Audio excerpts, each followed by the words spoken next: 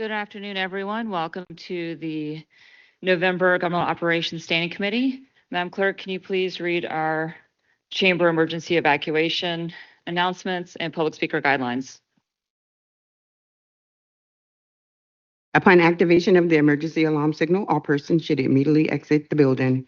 Please use the exits to the left or right front of the council chamber or the east or west stairwell outside the rear doors of the chamber. Do not use elevators or escalators. After exiting the building, security will direct everyone down 9th Street to the assembly area located inside the former public safety building parking lot. Able persons should assist visually in hearing impaired visitors exiting the building. Public speaker guidelines. Individuals wishing to speak during public hearings in the public comment period are generally allowed 3 minutes to speak. Persons appearing before the committee are not allowed to campaign for public office, promote private business ventures, use language of a personal nature which insults or demeans any person, including comments directed at public officials or staff members that are not related to their official duties, or address or question staff members directly. All questions are to be directed to the committee chair. Failure to adhere to the guidelines may result in speakers forfeiting any remaining time, and further disciplinary action is necessary, which could include barring from attendance at future meetings of the committee for a period of 6 months. And Madam Chair, all members of the committee are in attendance today, and you do have a quorum. Thank you so much, Madam Clerk. Do we have anyone in chambers who wishes to speak to public comment or online? Public comment is now open. Is there anyone in the chamber who wishes to speak about items that are not on today's agenda? Madam Chair, seeing none and no one signed up to speak virtually before the 10 a.m. deadline, the public comment period is now closed and back to the committee. Thank you so much. Let's proceed with, looks like we don't have any minutes to approve. Let's proceed with presentations.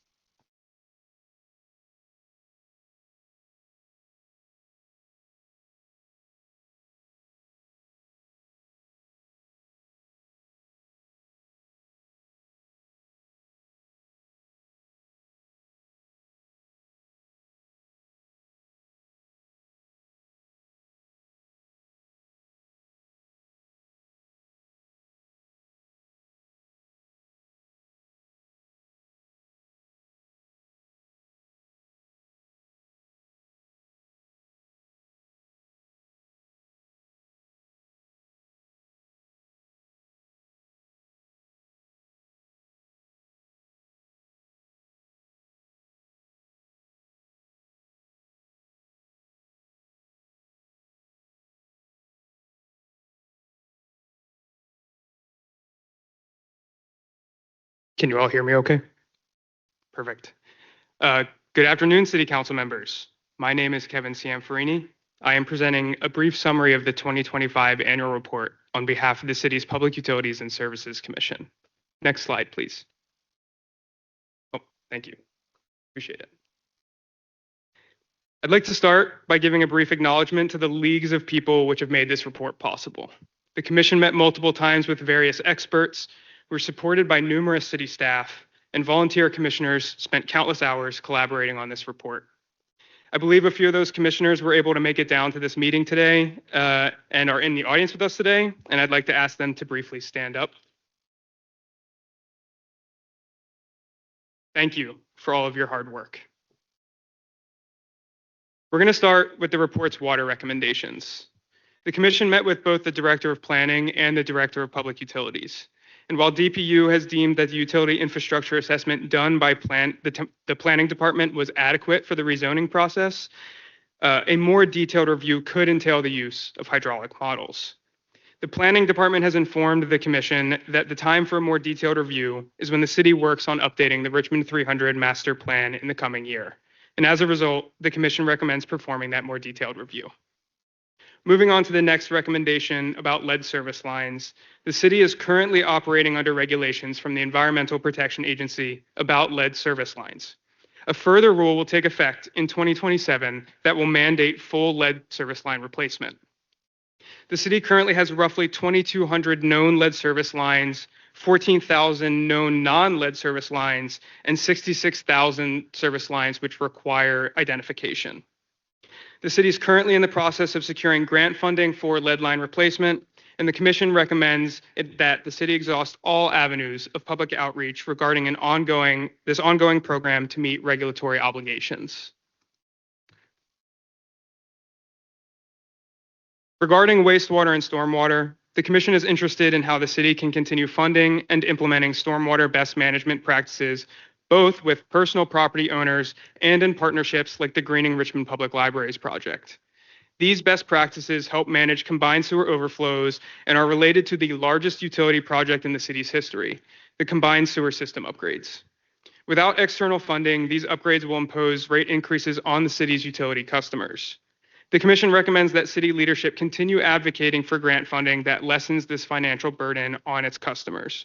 This is consistent with the recent $200 million request Mayor Vula made to the General Assembly.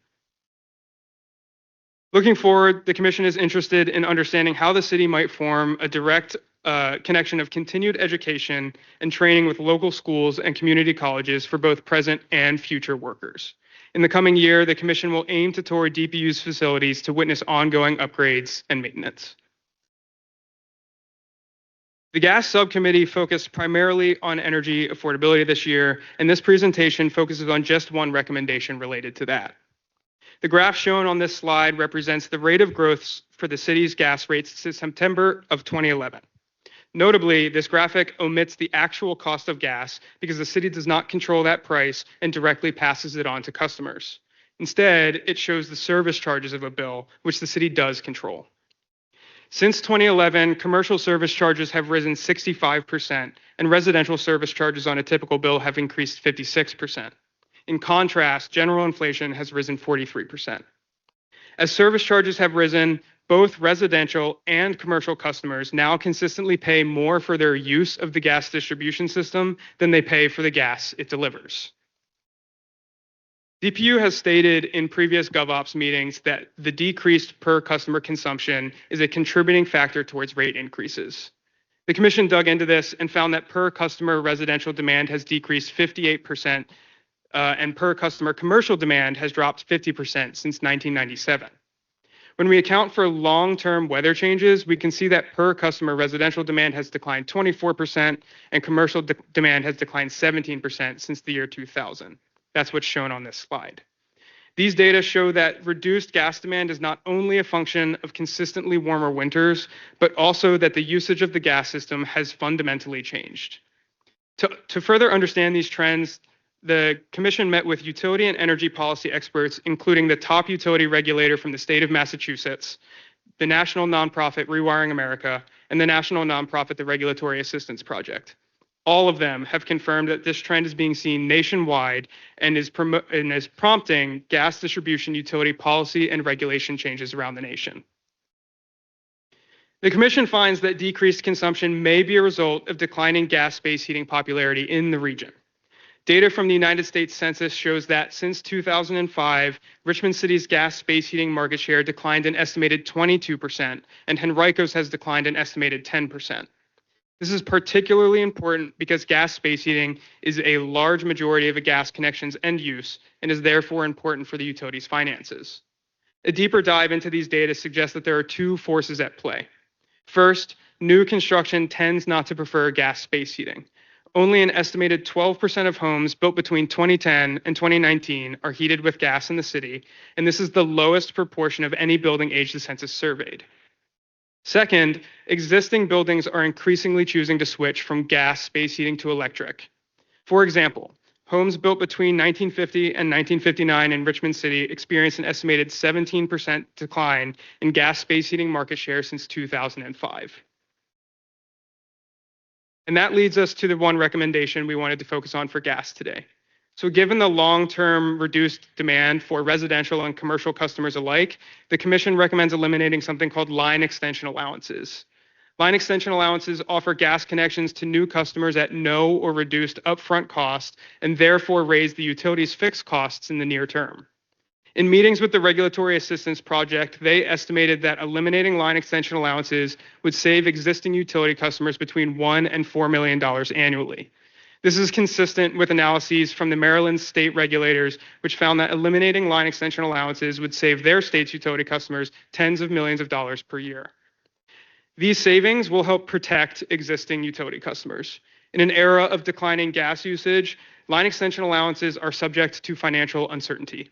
Each additional connection provided at no or reduced upfront cost is a potential financial liability that existing customers will pay for if those new customers don't use as much gas as projected. If Richmond were to eliminate line extension allowances, we wouldn't be the first. 6 states have already opted to eliminate them, and in doing so have cited concerns about existing customers subsidizing new customers, stranded asset risks, and conflicts between gas system expansion and stated climate goals. Finally, 2 states are currently considering eliminating line extension allowances today. Data provided by the United States Census offers a little bit of insight into who's currently benefiting from our policy of line extension allowances. Occupants of homes built between 2010 and 2019 that were heated with gas in Richmond City had an estimated household income of $174,000 in 2023. Occupants of similar homes in Henrico were estimated to earn $255,000. In contrast, similar households that were heated with electricity averaged $61,000 in household income in Richmond and $116,000 in Henrico. So, although eliminating line extension allowances will require developers and homeowners to pay upfront costs for new gas connections, these data from the United States Census suggest that those connections disproportionately benefit high-income households. So in conclusion, the Commission is excited to collaborate with policymakers to ensure energy affordability and low-income households remain a top priority for the city. With that all being said, I'm happy to take any questions you have. Thank you so much, and I really appreciate everyone's work on the Commission and those who came down today to join us. I'll open it up to my colleagues first. Thank you. First off, thank you to you and the committee members here and present and not present. This is just a ton of work that you all have done. And again, I cannot imagine the countless hours you have dedicated to research and putting together this report, this very thorough report, which I feel like your presentation, only scraped the surface of it, which I appreciate. A couple things. I'm really fascinated by this idea of the line extension allowance and just knowing that as we continue to look at how can we create efficiencies in the city, that this is something that the city is losing money on. So in terms of I guess just you said, I think the overall savings annually for the city, if we got rid of line extension allowances, is between $1 and $4 million, correct? Yeah, that is what the Regulatory Assistance Project estimated, and they have worked with other jurisdictions on similar policies as this. They estimated that using several data points for running pipes within the city, and also data from the Federal Energy Information Administration, approximating how many customers we're adding each year. So it is an estimate. We could get a more firm number with, in collaboration with DPU, but that is a ballpark estimate. Okay. And then, and maybe this is a question for Director Morris, not to put you on the spot, and you can always follow up with us on it, but that seems like a not insubstantial amount of money for the city to be saving. And what would be the downside of getting rid of the line extension allowance? So as touched on briefly, the biggest downside is that homeowners and home builders would have to pay for those connection costs up front. And seeing this data that's currently presented on this slide from the United States Census gives us a good proxy for what new gas or who is benefiting from new gas connections, and they are overwhelmingly high-income people. Sure, people that could afford Correct. to probably foot the bill. Okay.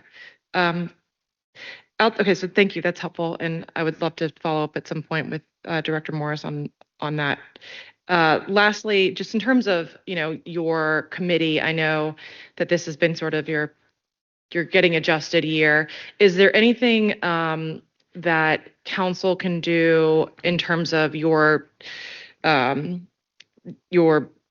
bylaws or in that ordinance to provide you all with more flexibility or to provide you with some more support to continue this work? Sure. Two things. One, it's noted in the report, but wasn't touched on in the presentation today. When there were vacancies on the commission, we had a lot of trouble achieving quorum, particularly because the current interpretation of the ordinance is that quorum applies to vacant seats. That is one recommendation in the ordinance to clarify specific that quorum applies to people who are currently seated on the commission. And then secondarily, we're expecting definitely definitely two, possibly three vacancies on the commission in the near future, and we'd love to work with council to get those seats filled. Yeah, we would be happy to do that. And we can follow up about looking at the ordinance to provide more flexibility for you all. Thank you. Thank you. Thank you, and thank you for this presentation. Really very helpful, and I appreciate the interest in kind of revisiting the line extensions. It makes a lot of sense. I believe that the other utilities are not perhaps your focus, but I'm just wondering if you could provide, or someone else could provide kind of any top level thoughts regarding water. Obviously, there's a lot of interest locally in our water infrastructure, and if there are any high level insights that you think are particularly relevant to the public interest and to this body as we are considering how to best support residents to have safe water. It would be I'm wondering if you could share. It was touched on briefly in this presentation, but in terms of the content of the report, I think it's important to elevate the importance of lead line replacement. Not only is there a forthcoming regulation that will mandate that for the city, but also it does have implications for public health. Does that answer your question? Yes, so that is helpful. Are there any other thoughts that you believe that that City Council should be thinking just in terms of our water system? There's been lots of discussion about investment and growth, and so if there are any insights that you have on that, but additionally, if there are ways that the body can help support the commission to be able to provide additional insight on that, I'd be very interested to see how we could do that. I'd love to talk with some of the folks on the water subcommittee and get back to you if that's all right. I'm sure they would have more ideas than myself. Perfect. Thank you. Thank you, Ken. Thank you so much. Yes, really appreciate the deep dive into the natural gas utility. Obviously, I think it was increased focus and interest of those on the commission, and appreciate that you guys also focused on the water emergency, which was very unexpected. And, thankfully we've had other, the ability to have contractors come in and focus on that, because I think it was beyond the scope of what your body, should be tasked with trying to figure out and unravel. When it comes to the natural gas, that's also, I think, well known, an area of interest for myself, and would appreciate continuing the conversation on the bill financing to help our customers transition, because those who maybe are least able to are the ones with this stranded asset in their own homes and suffering when we have volatile prices for natural gas, which, as you know, we have to pass on directly to the customer. So that's something that I will be continuing to work on. Would love to work with your body.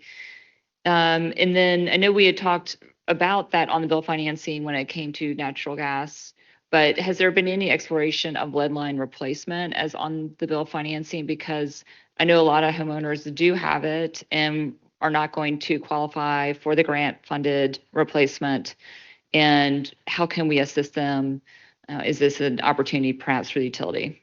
I don't know if that's something you guys had explored. I think that's out of my personal area of expertise. I'd like to talk with some of the other commissioners on the water side of things, and perhaps that's something that Director Morris could answer. I believe there is some amount of financial assistance offered to those people, correct? Is he here? Oh. Hi, Director Morris. I'm sorry I couldn't see you behind one of those giant chairs. Short, so I don't take offense. No, the chairs are oversized. So there are programs that we're trying to pursue. One of the items is the block by block replacement to help with citizens in their replacement of their lead line pipes. And so in that effort, it is contingent on funding that we get from EPA. But if you did want us to pursue any type of like utility-backed financing is what you're asking for, that's something we'd have to evaluate. We basically come up with a output for you on what that would cost us and what we would have to consider for that for your any type of incorporation on the code for your consideration, if that's something you would like to pursue.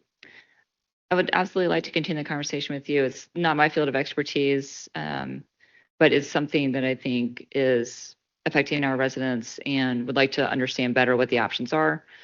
While you're at the podium, is there anything else you would like to speak to in this report? Not immediately. You guys got a very comprehensive report to review. I'm happy to meet with you at a later date if you want, after you get a more general sense of all the items in the report, and I'm happy to answer any questions you may have on any items from recommendations from the commission. Okay. Last thing for you.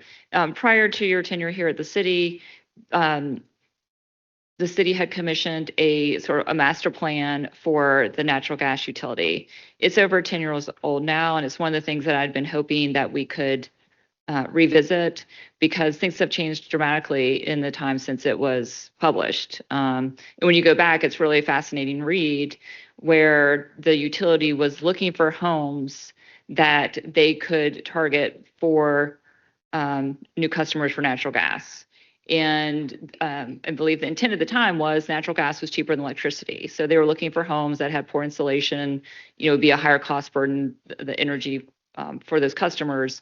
But now I think we're in a very different climate where the burden on those homeowners for having natural gas it swung in the other direction. So do you guys have plans for revisiting the financial modeling and I would say, future goals of the natural gas plant?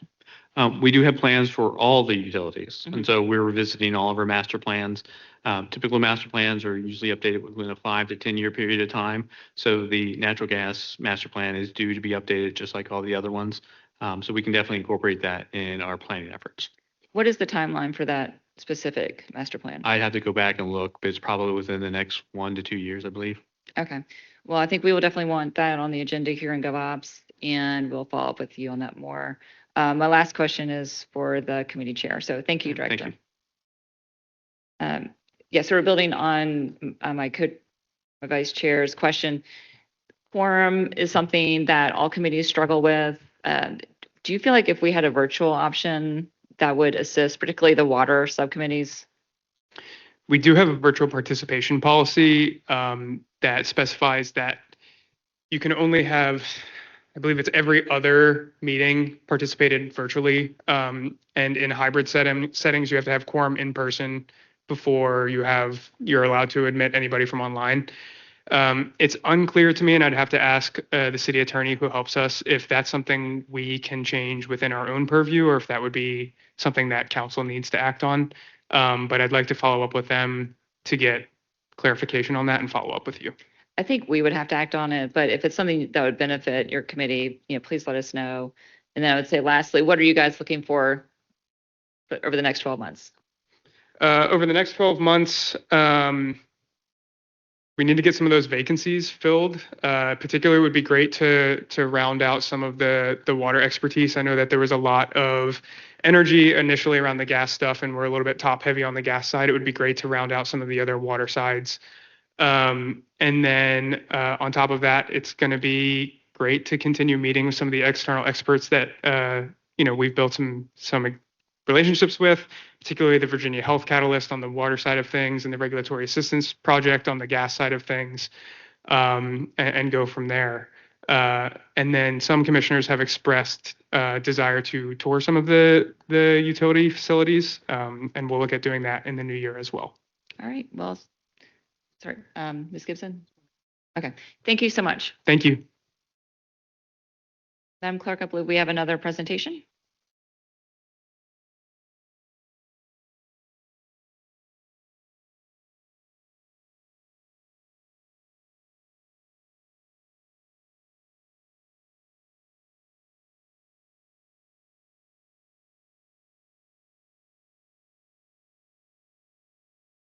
Madam Chair and members of council. Scott Morris, Director, Department of Public Utilities. I'm happy to go over the Combined Sewer Overflow Program update. A lot of this presentation may be a rehash of previous presentations, but to bring everybody up to speed on the background, we do have 8 wastewater pumping stations, 25 combined sewer outfalls, about 140 million gallons per day of treatment capacity at our wastewater treatment plant, and about 1,000 miles of interceptors and mains. This diagram actually shows you the portion of our city that is the combined sewer system and also the separate sewer system. General understanding of how this works. In dry weather conditions, the sewage naturally flows gravity to the treatment plants. And during a wet weather event or storm event, you can see it overflows and goes through one of those outfalls I mentioned previously. This slide highlights the investment the utility has made to date to try to improve the combined sewer system. We broke this into like 3 phases, but in phase 1, that's in the 1970s to 1988, we invested about $420 million in today's cash value into the system, and that's the shock retention basin, which is one of the items that we'll be working in our final projects. Wastewater treatment improvements in phase 2 from 1988 to 2002, about $226 million.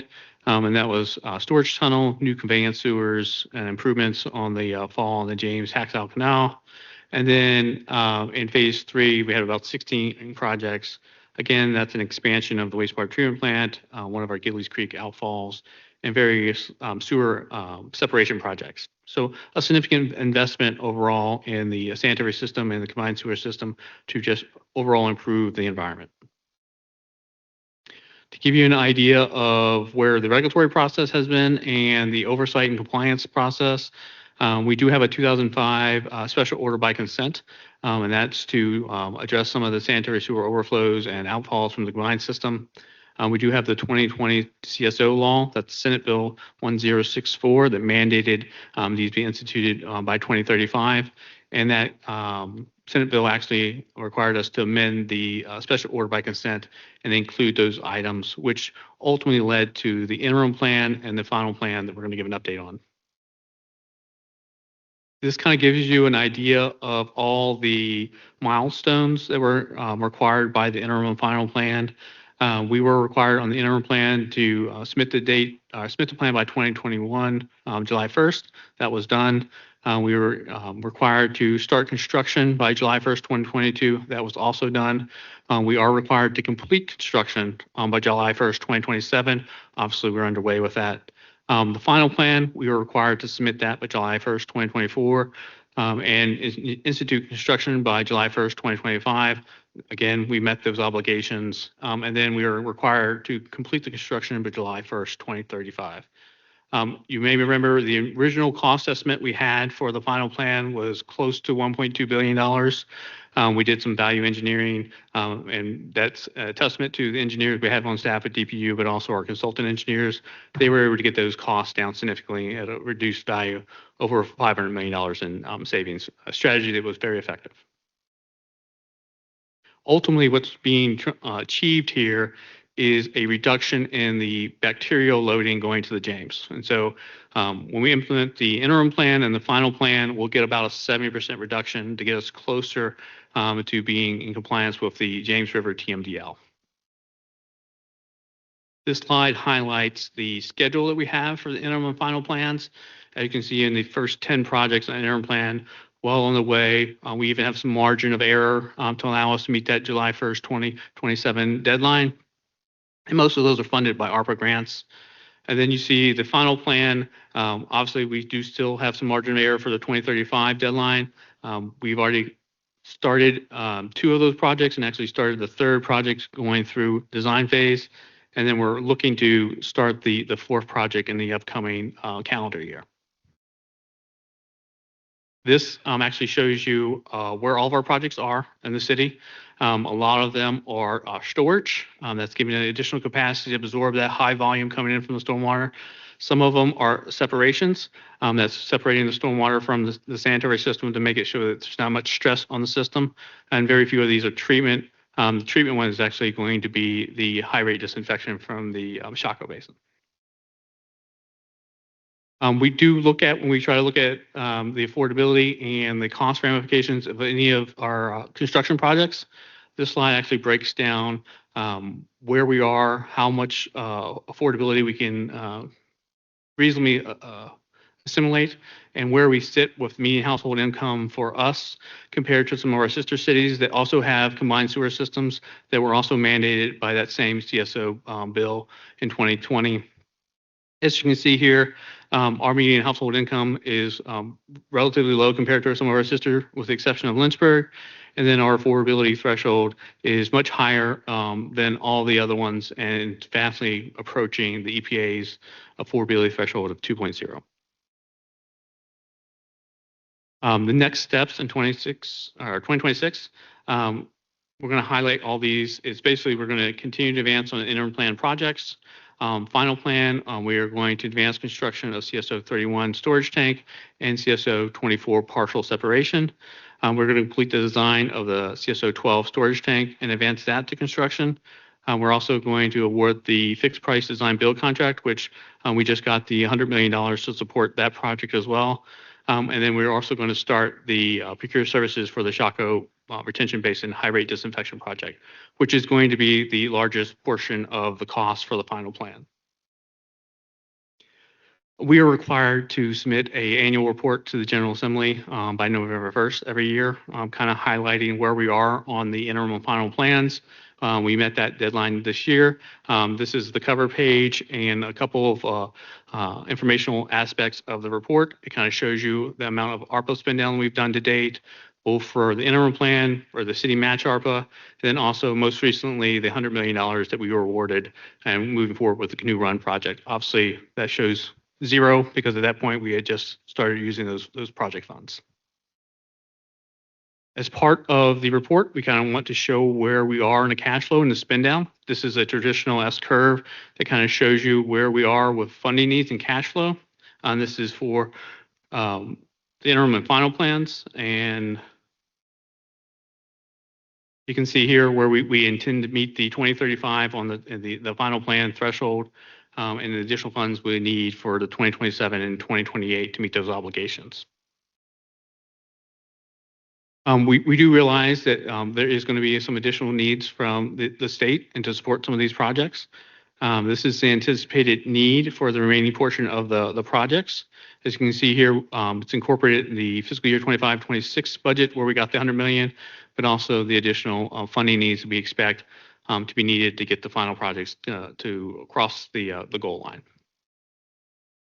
And with that, I'll pause for questions you may have, and then after this, I'll go over our audit items. Wonderful, thank you. Any questions, Director Morris? I just had a basic question. A $500 million reduction in the overall cost is really sort of eye-popping. What went into that? I mean, because that just seems like a significant amount, and how is it so different? And what are we giving up in that value engineering? Yeah, so I can speak to that from being on the regulator side point from that, because I was at DEQ at the time that the city was engaging in trying to reduce those costs. It was a significant burden on the engineers at the city of Richmond.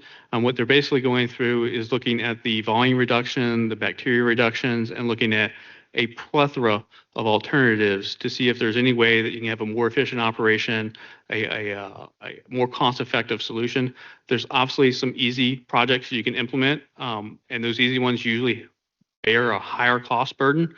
So they went through a significant effort of trying to figure out, is there other alternatives that would be more cost-effective, like 4 to 20 different alternatives, and then pick those alternatives to get to the same level of reductions that they needed to comply with the long-term control plan.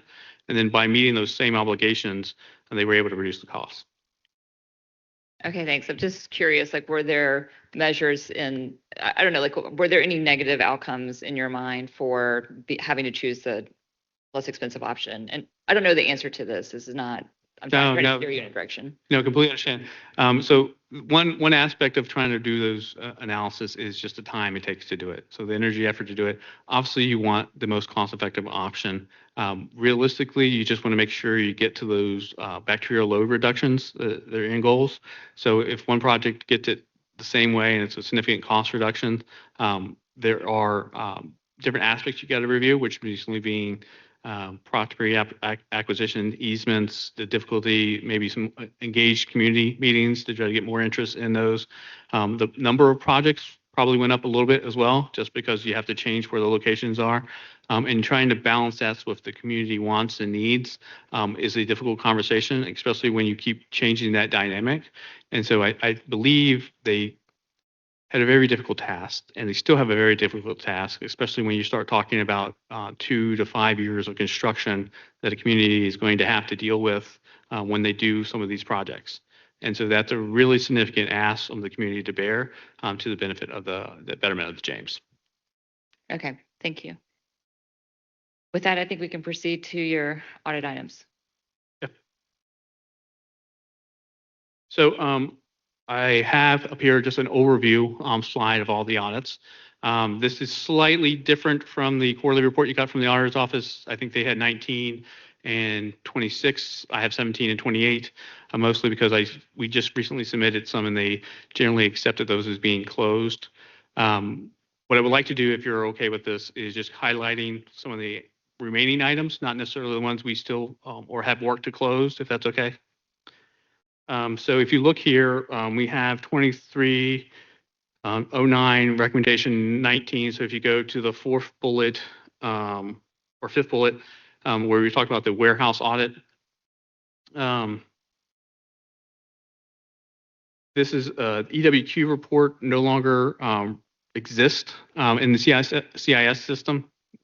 And what they've gone through here now is they've updated a daily report. It's called the Daily Commercial Reset Deposit Report. We've submitted. Sorry, just a moment, Director Morris. Are you referring to something that we're supposed to have? No, ma'am. It's the same Okay. spreadsheet you're here. Okay, thank you. So I don't have any individual ones. This is just a one-page summary. I'm just going to speak verbally to the items just so you have an understanding of it. The recommendation was for us to basically produce a deposit inquiry report that we could vet off of. We are retiring our current CIS system, so that system is antiquated. It's going to be removed. So to comply with the recommendations from the city auditors, we created a new reference sheet that we can do for the auditing purposes. That has been submitted to them. If they accept that, that will close that item. So that has been a recommendation that we incorporated. We're just pending the review. There's also one for the reconciliation to that 02309. That's recommendation 7. It's not on here, but it asks for a reconciliation process for all bad accounts. We have created that. We have gotten with the vendor to review the both the true up and the receipt from that individual. We have also submitted that to the city auditors, and that's pending in review. So hopefully that will be closed in the next quarterly update as well. And then on 2025-03 recommendation 9, that's the warehouse audit as well. It asks for examples of the min-max threshold that has also been provided. We're hoping to close that out in the next quarter as well. And then 25-03-08, that one actually they said they closed out, so that one's no longer be on there. So that's one of the ones that's discrepancy on there with the total amount. And then 2025-03-06. That is a performance measure request to ensure that when we go through the verification process that we have adequate performance measures to track. The challenge here is we have created those performance measures. We do that on an annual basis. So June of every year, we go through the warehouse, we do that financial audit of the system. I won't have the next performance update until June of 2026. And so until we go through that process, I don't believe I can close that recommendation to the satisfaction of the auditor's office. We do have the performance measures. It's just going to have to stay open for several more months until we go through that process. It's a lengthy process, 1 to 2 weeks. So rather than having staff do that twice, I'd rather just wait until they do it in June. And then the last one that we have as an update with one caveat is the 2023-02. That is an item that we're pending some support from DIT. They're providing some additional automation support. We have to test the recommendation to make sure it's effective. Once we get that within the next several weeks, we should be able to close out that audit as well. It's automating the inspection process for our systems. And then the last 13 items, which is extensive here, are the warehouse 2 inventory items. They actually mirror a lot of the recommendations in warehouse 1. What we're doing is we are kind of retiring a lot of the systems that we use in warehouse 2 and replicating those systems that we use in warehouse 1. Once we do that, we will hopefully be closing out all 13 of those items simultaneously, and we'll be submitting that to the auditor's office as well. So hopefully in the next quarter or two, we'll be in single digits, and then hopefully thereafter we'll be at 0. And I'm happy to answer any questions you may have. Just a question around, I know it's a little bit of an audit question, but more just about billing and collections in general. Just kind of top of mind that there was another billing issue, and we've heard from a number of constituents that had high billing issues. Is that, I mean, what is it mostly? It's just mostly technology, right? And so, right, isn't that what that is creating these billing issues? Either your meter readers. Mm-hmm. Okay. So we do have a lot of limitations we're trying to overcome right now. One being a very antiquated CIS system.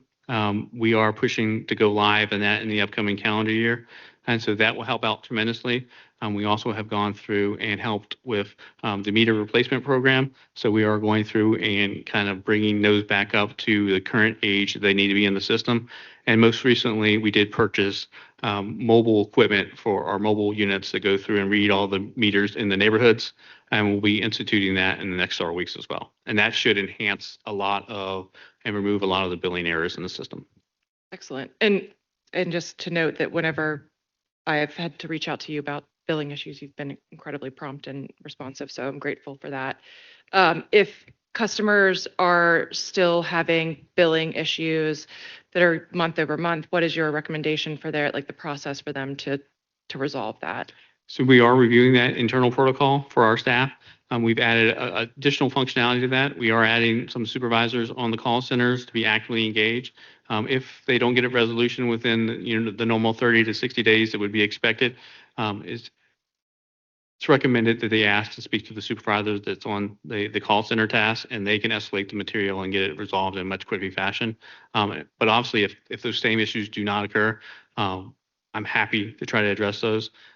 Capacity is limited if I get hundreds, but I'm always willing to get involved and try to make sure that the customer gets the correct bill. So 30 to 60 days is the time frame that will be the normal expectation. And the reason I say this is because if there is a billing issue where they go out and replace a meter, they do need a subsequent read on a meter to make an adjustment. So in that instance where it warrants the complete replacement of a meter, they need one billing cycle of data to basically correct the previous bill, and then they go back and make the correction. So think of a 30 to 60 day time frame is just a general typical process of where you can get a resolution without having to send multiple people to multiple addresses, which could be a resource drain and would actually delay resolution on other items as well. Thank you. That's very helpful. Great, Director Morris, thank you so much for coming down and for all that your staff does. While we have you, do you want to provide any additional reminders for folks who maybe are suffering during the shutdown or having issues being able to pay their bills? Yeah, just a general reminder that DPU has waived any late fees for November and also waived any types of disconnects that anybody may be experiencing for the federal shutdown. And that's to try to give people a little bit of flexibility on how they juggle their finances, especially during this trying time. We do offer a lot of different options for assistance with your utility bill, and that could be MetroCare, or that could also be our payment plans. Our payment plans are a very good tool for people that come into an unforeseen financial burden. In essence, what it does is it allows anybody that has accrued a large substantial balance to spread those costs over a 12-month period of time. So I'll give you an example. If somebody comes into challenges, unable to pay their bill, they accumulate a $1,200 balance, they can spread that over a 12-month period. And as long as they pay their current charges and that $100 spread over 12 months, they won't incur any type of late fees or penalties associated with their account, and they'll stay in good standing with the utility. So it's a very good program. It's basically an interest-free loan to allow you to get caught back up. And so it's something, if you're experiencing a financial challenge, you should pursue. Thank you so much. And please thank everyone back at the at DPU headquarters. Will do. Thank you. All right. I believe we now have some papers to consider.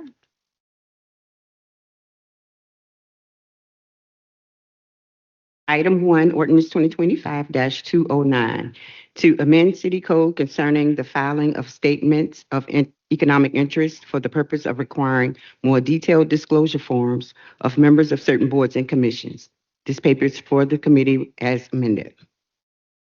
Thank you. Before we open it to public comment, would the patron like to introduce the paper?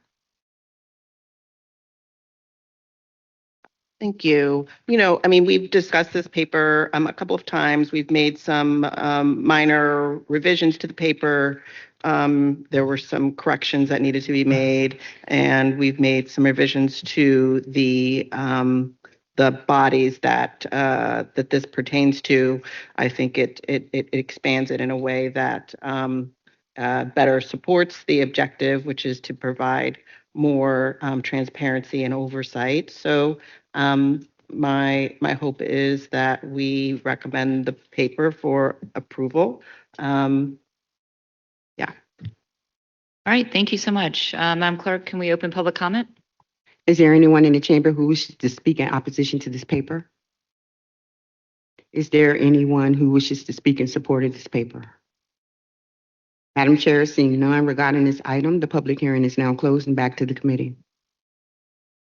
Thank you so much. As noted by the patron, we have discussed this paper a few times now. Unless there's further commentary needed, I'll entertain a motion. I move to recommend this for the full council. Second. The committee is voting on the motion to forward ordinance 2025-209 to council with a recommendation to approve. Ms. Gibson? Yes. Vice Chair Abubakar? Yeah, yay. Chair Jordan? Yes, thank That you. motion has been approved. Okay, let's proceed to our second ordinance. Oh, and this one, we are going to take, as we have the previous two times they've come up for discussion, we're going to take these two papers together when we open up public comment. Thank you. If you could read the first paper, introduce the first paper, and we'll welcome the patron to speak to any amendments that have happened since we last considered it.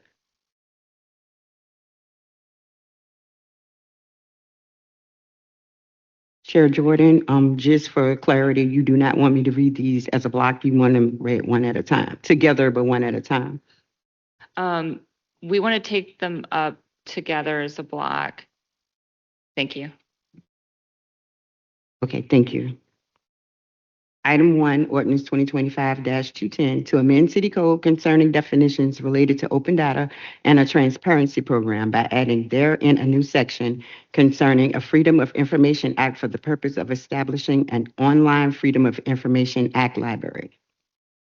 Item 3, ordinance 2025-240, to amend city code concerning definitions related to open data and a transparency program, and to amend city code by adding therein a new section concerning a Freedom of Information Act request library for the purpose of establishing an online Freedom of Information Act library. Those papers are before the committee as amended. Okay, thank you. And Madam Clerk, please correct me if I veer in the wrong direction, but we're taking them in as a block. Should we have the patrons each give a quick update on any changes that have been made, and then we open it up to one public comment? Okay. Yes, that's right. Okay, wonderful. Councilmember Gibson, would you like to introduce your paper and give any updates? Thank you, Madam Vice President. So there have been, since our last discussion, there have not been any amendments to the paper. The paper, as it stands, provides for the creation of a Freedom of Information Act library, and is structured to essentially include everything, with some exceptions to the library.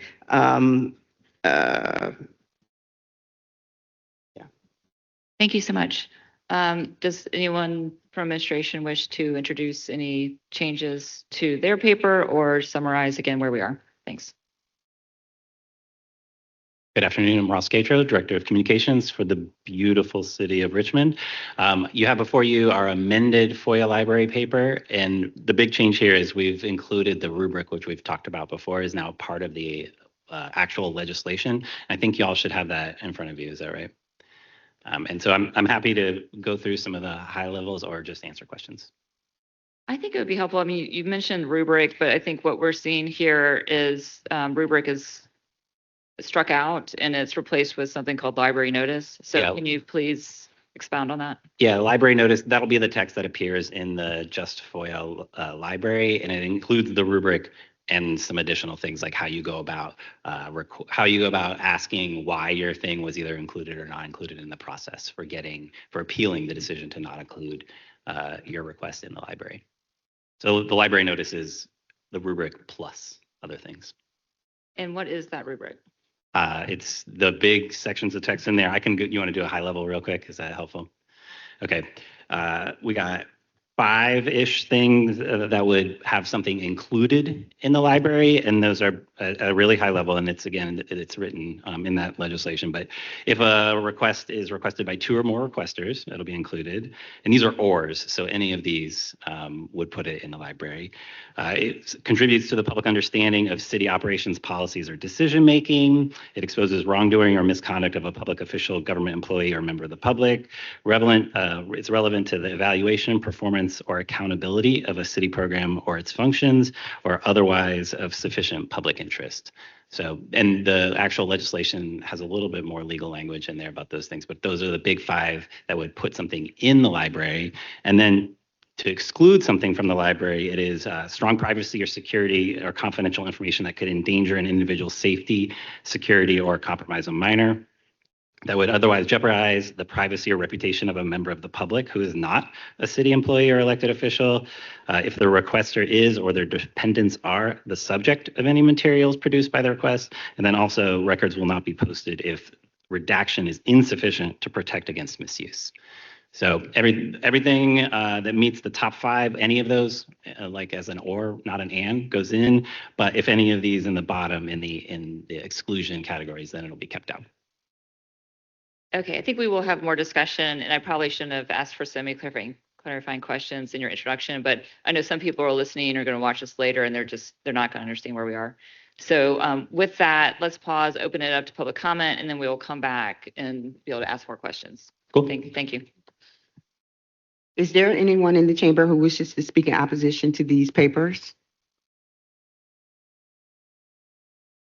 Is there anyone who wishes to speak in support to these papers?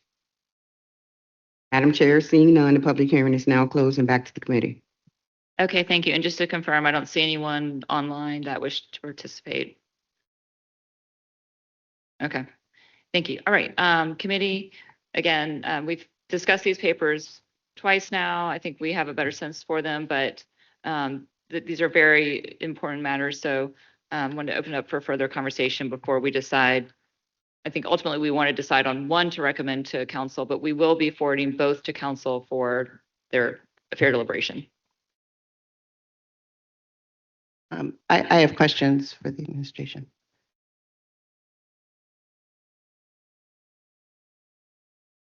So thank you. And I appreciate the addition of the rubric into the paper. I definitely think that helps.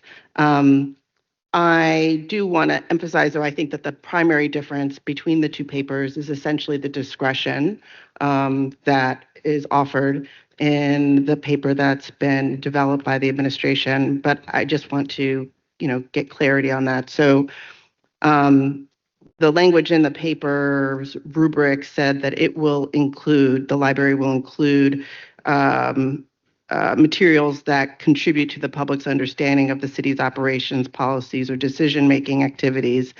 And I just want to confirm who determines, it's the city that determines that the material falls under that? The city's FOIA manager and subject matter experts. And again, there is a process to appeal something's inclusion or not inclusion as a backstop for folks who feel like, we misunderstood the definition of policies, operations, decision making. You can appeal that process. So also the materials that expose the wrongdoing or misconduct of a public official, that's up to the discretion of the city to determine which materials do that. Yep. So likewise, if the materials are relevant to the evaluation, performance, accountability of city programs and functions, that is also up to the discretion of the city to determine that. Correct. Yeah. My other question is regarding the exemptions that are noted in the document. It says that if the record contains information that, let's see, it's like the requester is or the dependents are the subject of any materials, response and a request. I mean, basically ensuring that things that wouldn't compromise a minor. I'm wondering, is the city currently releasing information as FOIA materials that compromises a minor? I don't have a full picture of every FOIA request that we're returning, so I could get back to you with that if you'd like. Okay. So if you could, I mean, I'm just wanting to understand the I think there's the appeal process that you mentioned earlier. So I mean, ultimately, when somebody submits a FOIA request, their objective is to get the information. The person may or may not know or have interest in whether or not there's something in the library or not per se. They're putting the request in because they want the information for themselves. And so, but it does appear that that person who may or may not have interest in ensuring public visibility is the person who's ultimately responsible for ensuring that the library is complete. Is that accurate? I think it's close to accurate. I think probably a lot of the requests that I envision working its way through the appeals process would either come from the individual, like you're saying, or from a member of the media. And I think we would be totally open to working in those appeal processes if the request did not come from the requester, but came from a member of the media or someone else who was working with the individual. Right. But the average person, I mean, unless the person who requested it or the media steps in, they're not going to know, there's, it will just sort of slide through the cracks.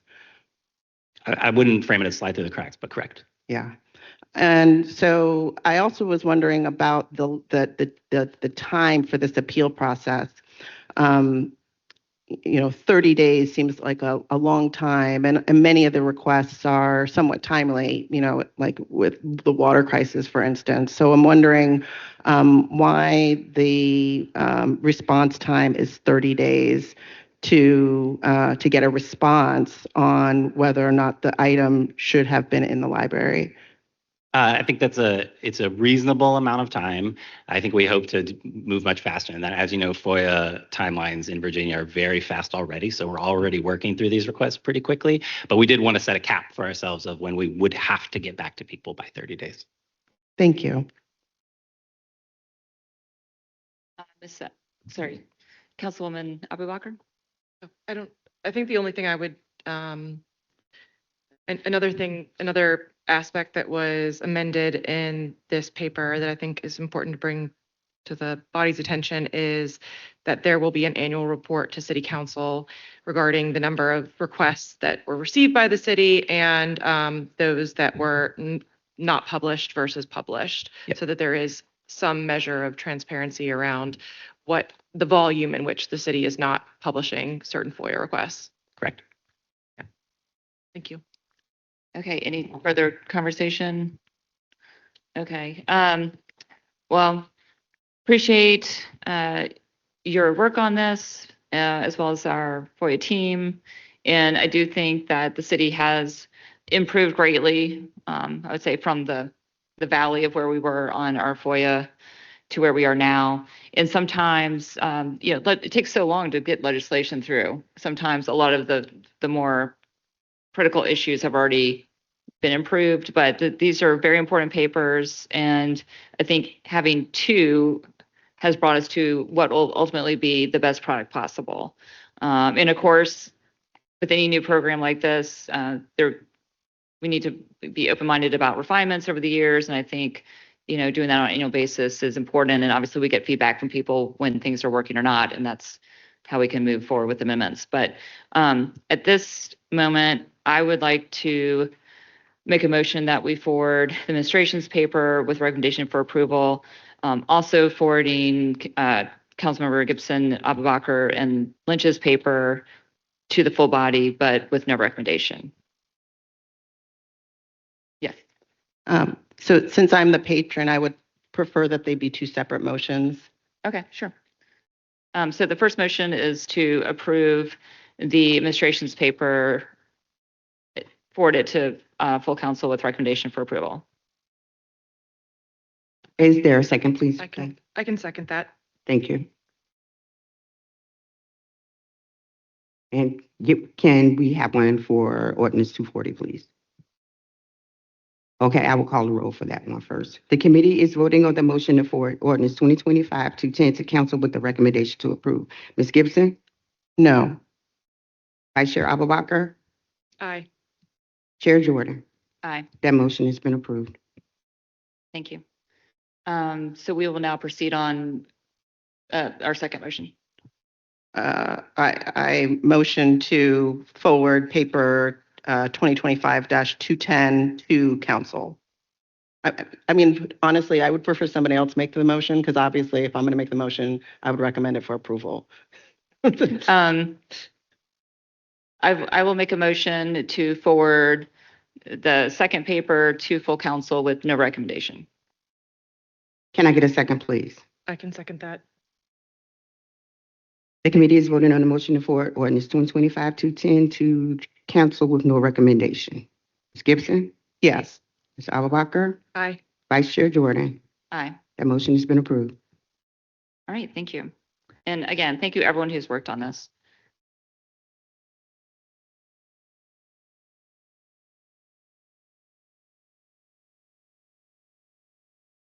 All right, so that takes us through our papers for consideration. We have no board vacancies to discuss, no discussion items. That leaves us at staff report. Thank you, Chair Jordan. Will Perkins here, staff for the committee. I recorded 2 action items for today. One was from the Public Utilities Service Commission, just asking for our assistance in filling vacancies and clarifying definition with the city attorney's office on quorum.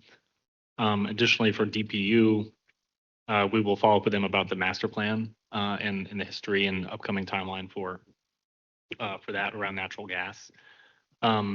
Additionally, I'll note this committee has rescheduled its December meeting previously to be on Wednesday, December 10th at 1 p.m.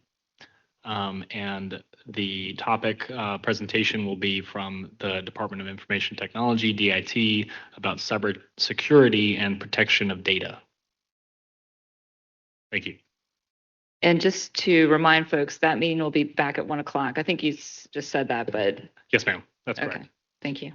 And could I make one more action item with regards to the Public Utilities Commission, that we follow up with Director Morris regarding DPU's opinion and expertise around the feasibility of getting rid of the line extension program. Thank you. Councilmember Gibson? Okay, thank you. All right, well, with no other business at hand, this meeting's adjourned.